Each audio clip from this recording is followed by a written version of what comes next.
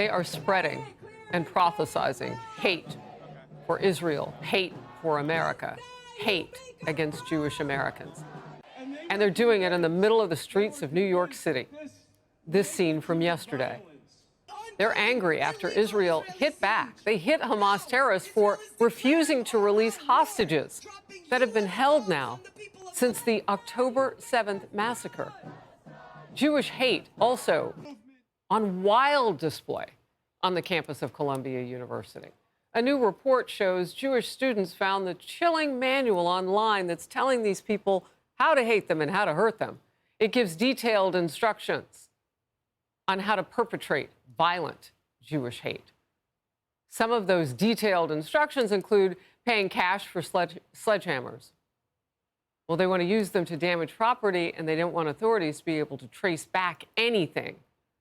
Use gloves to avoid leaving blood at the scene. So you know they plan to hit human beings, animals, anything that bleeds. Destroy all evidence. They know they're wrong. Wear face coverings to conceal identity. Leave no paper trail. One activist said this. What I've seen is these pro-terror protests that are not grassroots efforts. These are very well organized, very well funded. They have the same masks. They have the same uniforms. They have the same camping equipment, the same terror-promoting materials like this manual throughout the country. So she would be across from all of these people who hate her and want to hurt her. Can you even imagine speaking up at this point? But she and others do. God bless them. Mobs of protesters are calling for the release of anti-Israel activist Mahmoud Khalil after he was arrested by Immigration Custom Enforcement agents earlier this month. The Columbia University graduate student incited more mayhem in this fiery letter written from his Louisiana detention facility. So he's still leading protest groups as he did when he was on campus here at Columbia in New York. Here's a quote. "I am a political prisoner. Columbia targeted me for my activism, creating a new authoritarian disciplinary office to bypass due process and silence students criticizing Israel. My unjust detention is indicative of the anti-Palestinian racism that both the Biden and Trump administrations have demonstrated over the past 16 months. Oh, I wonder if Democrats have anything to say about that. In focus now, Republican Congresswoman Cammack of the great state of Florida. I want to get your top-line thoughts on where you see this going. Well, it's great to see you, Harris. And a couple thoughts right out the gate. As a foreign student, it is a privilege to study here in the United States. And so these are not immigrants, and we would naturally not allow any foreigner to enter the United States if they shared pro-terrorist sympathies. So it actually stands to reason that those that are here on student visas meant for them to study, they can be revoked just the same as we would deny someone from entering the country should they harbor pro-terrorist sympathies.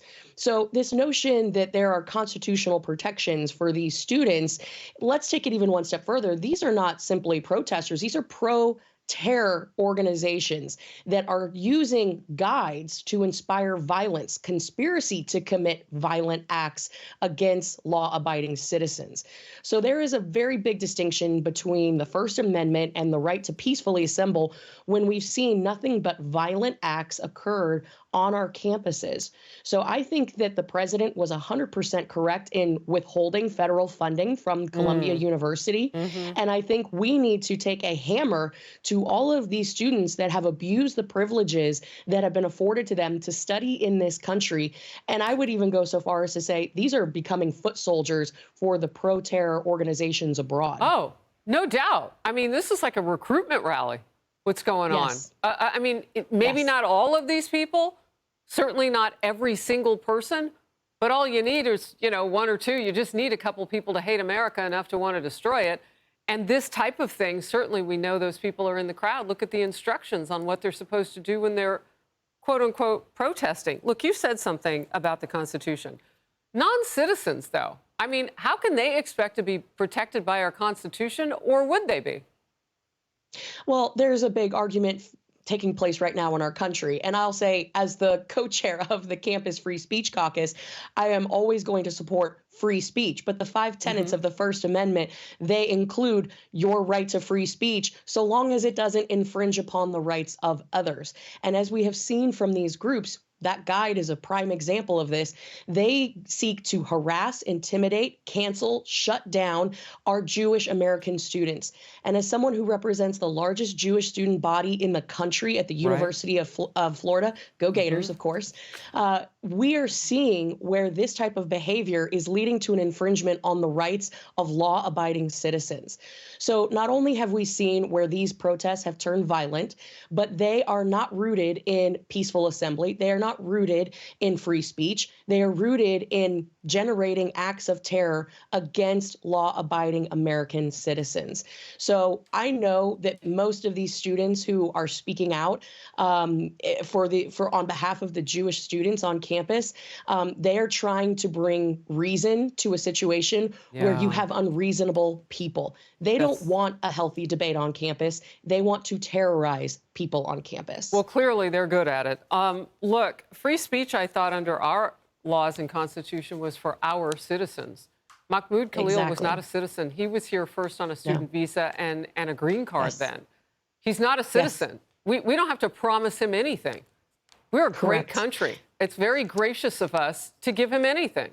And we can give him a free ride back to wherever he'd like to go.